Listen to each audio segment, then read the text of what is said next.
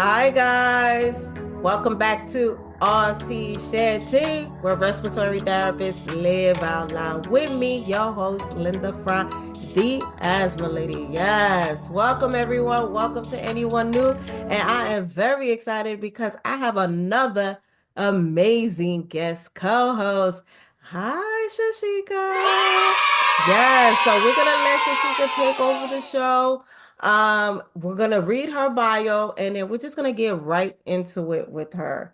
And oh yes, guys, and we just want to say that we are coming upon Respiratory Care Week. So just giving a quick shout out to all the respiratory therapists out there, and I hope they are treating you well. Okay, so Sashika Hynes is, oops, sorry. Sashika Hynes is a native of Jamaica and migrated to the States after high school to further her education. She completed her undergrad degree at Long Island University. Yes, alumni. She is a registered respiratory therapist in the state of New York, and she recently obtained her certification as a BLS instructor. She is currently working on her master's in business administration and organizational management with a concentration in healthcare administration. She is a plant mama three. She enjoys baking, traveling, and making content on her social media platforms, which is where I found her. All right. So, yes, Shashika, thank you once again for being here, for being a Thank you. guest co-host. Yes. Yay. So yeah, we're just gonna get right into it.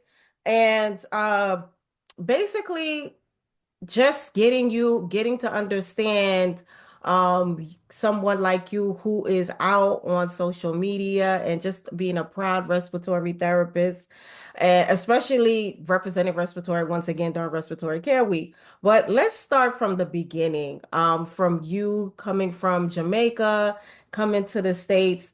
What attracted you to this profession, to the respiratory care field? Well, moving from Jamaica to America, I know that I wanted to be in healthcare because I have a passion for helping people and I know that's where I wanted to be. So I started my nursing journey my Of first year course. as a RT, and my trajectory changed and I stumbled upon respiratory and here I am today. Of Um, course.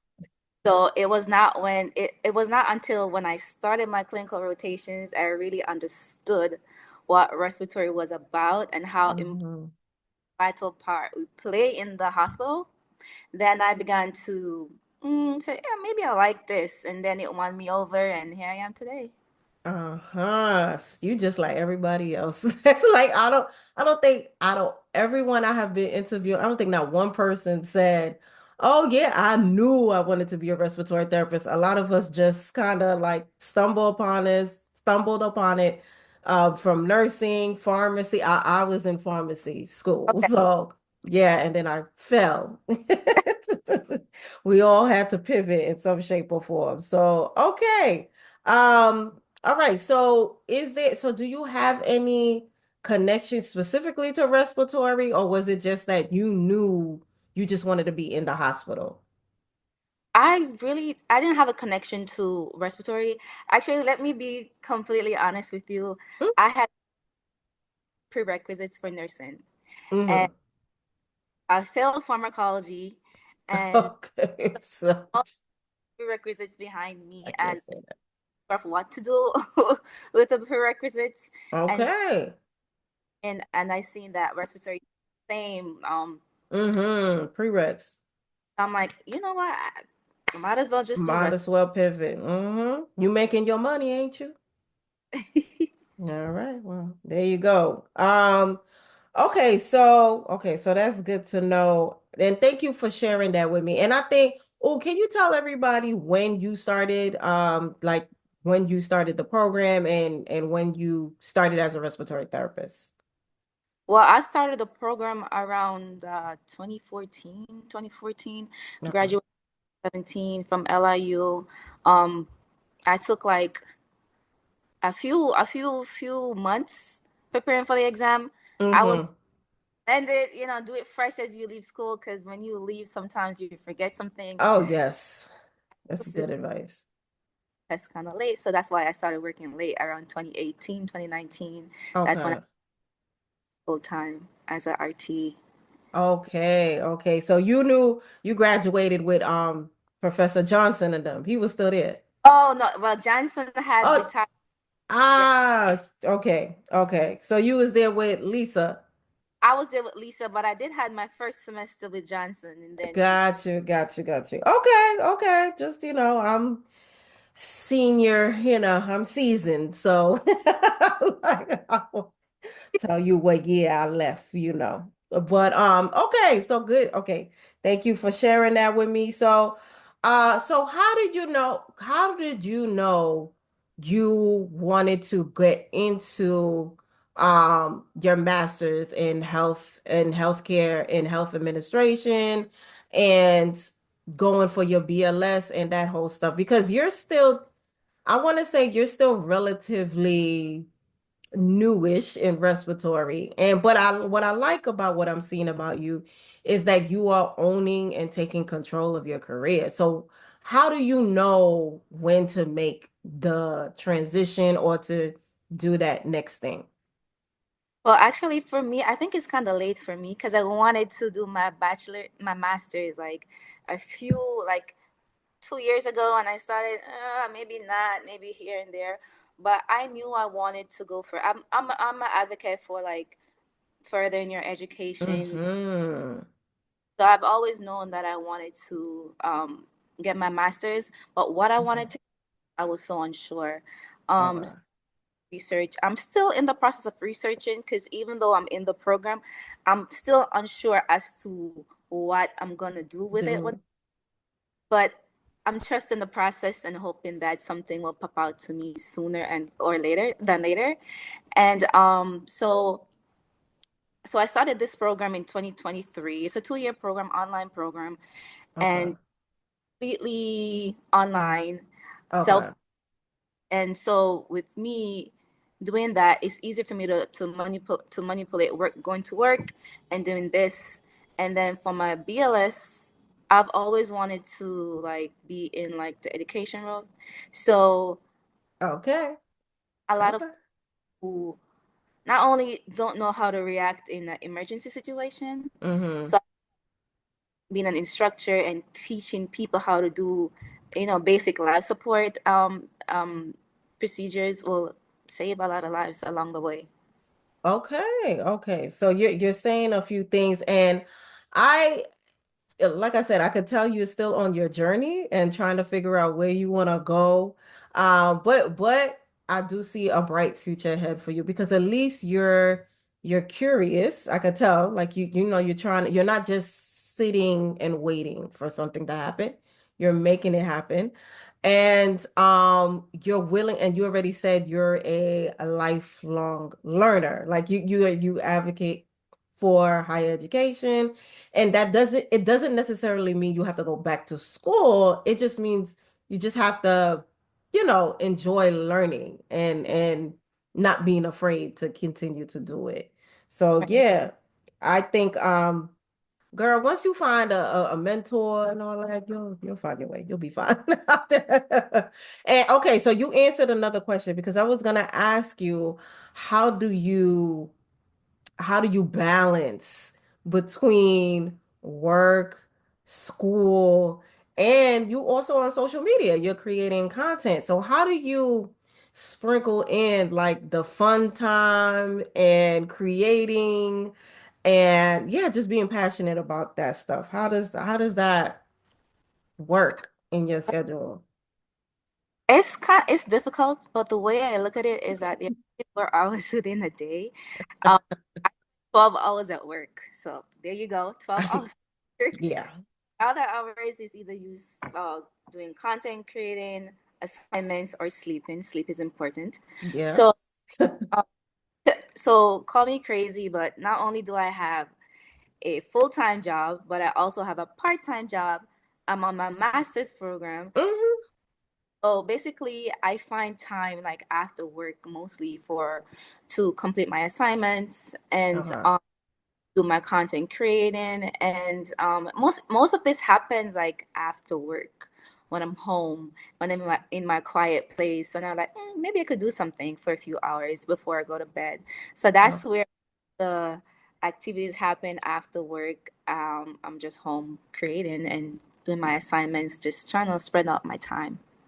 So, okay, so that's good to know. So, where do you find your inspiration for what you're gonna put out? Because I've seen, like I said, that's how I found you.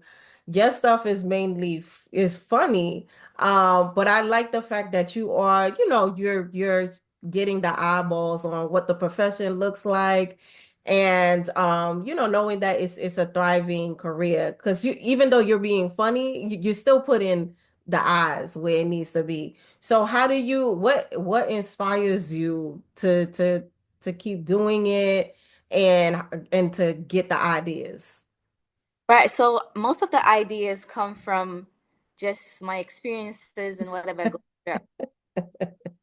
It's so much material when you go to work, right? We meet so many people. Right. So most of my content comes from work. Right. Um, You can't even make that stuff up sometimes. so Like, majority of my content comes from work. Um, and so with me creating that and making this platform is not only spreads awareness about the respiratory therapy field because a lot of people do not really know anything about oh, respiratory. they don't know what we do. Right. Is once they ask what you do, then I have to go on explaining what I do. Right. Right. Always like the process. So I'm like, okay, I could create this social media platform not only to spread awareness so others can see what respiratory is about, but also it's a way to network with people. And for Hmm. so that's how you met me. That's That's a networking. fact. Yeah, yeah. It is. And even me, and I totally agree with you because even me creating this platform, very similar. No one told me to do it. I just was just like, you know what? I'm going to create a podcast, and it was based off Respiratory Care Week. I did a presentation 3 years ago on how to be a happier respiratory therapist and take control of your career. And I didn't think that many people was going to attend. It was a virtual. I thought 60 people, I was going to be happy. Girl, 840 people showed up. And I was like, why? As a no-name speaker. And I was like, you know what? I'm going to create a podcast to just spread positive vibes within the career because there was just a lot of folks that were not happy with everything that was going on. And that was, of course, during COVID time. And you already know we was going through a lot. So yeah, I mean, oh, so that's a good question. How was it for you during COVID? Like you were in the beginning of your career. How did that look? Well, I mean, you can be honest and not so honest at the same time. Because I was also in New York. it was the I Yeah. until today I still do have PTSD. PTSD, child. We know. Girl, they had us in garbage bags. Like we had no PPE. You More ain't got to say nothing. people just way and just a terrible time, but I'm happy that I was able to be there to Mm-hmm. helping and because I must say throughout that entire process I did not I was the only one who wasn't sick. Really? Oh, you lucked out. Oh Yeah, yeah, that's a blessing.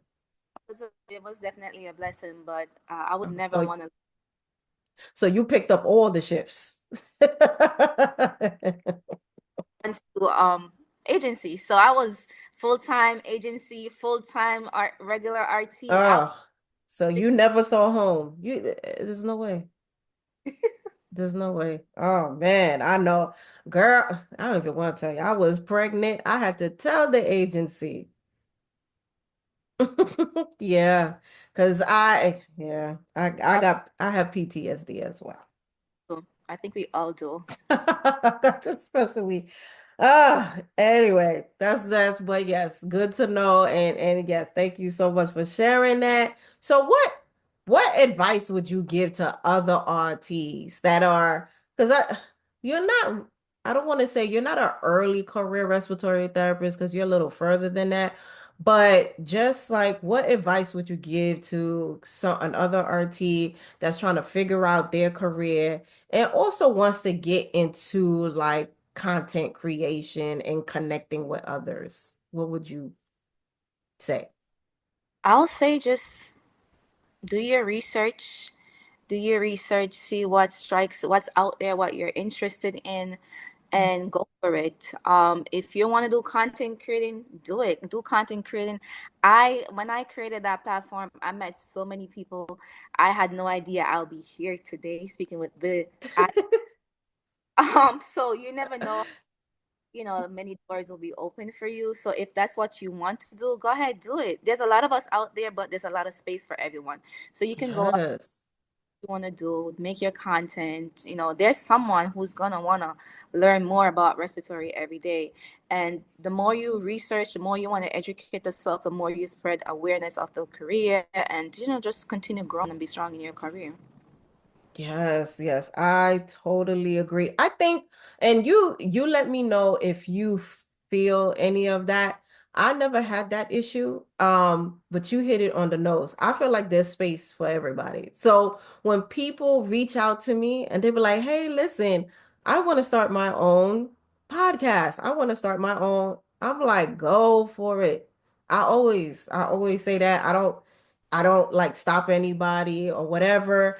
And when it comes to like all of us that are on the social media space, I think that yeah, we just kind of we all exist and it's not it's like everybody's just doing their thing.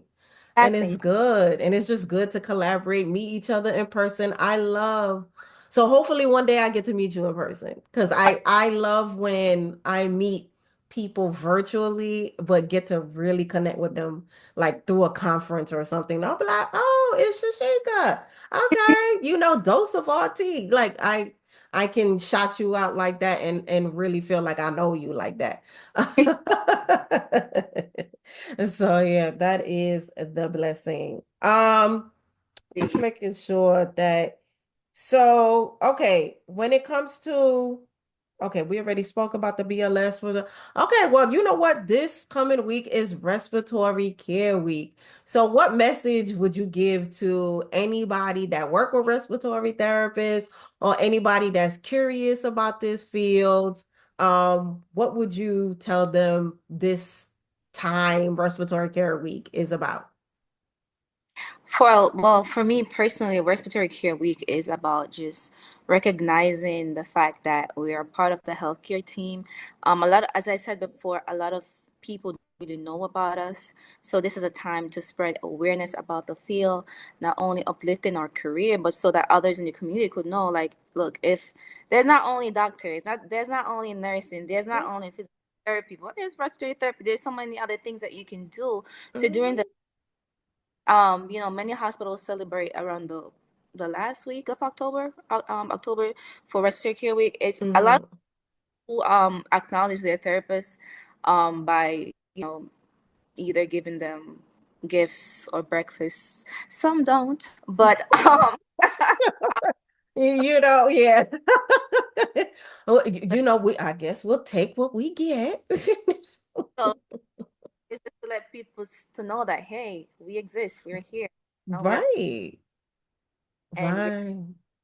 as any other profession within the healthcare field. Yes, yes, yes, yes. So I tell everybody we are the Batman and the Batwoman of the team. That's just what it is. It's just like we there and we do our thing and we make sure everything is all good and then we just kind of phase out. But we an important part of the team. I remember when, oh gosh, I can't remember the name of the football player.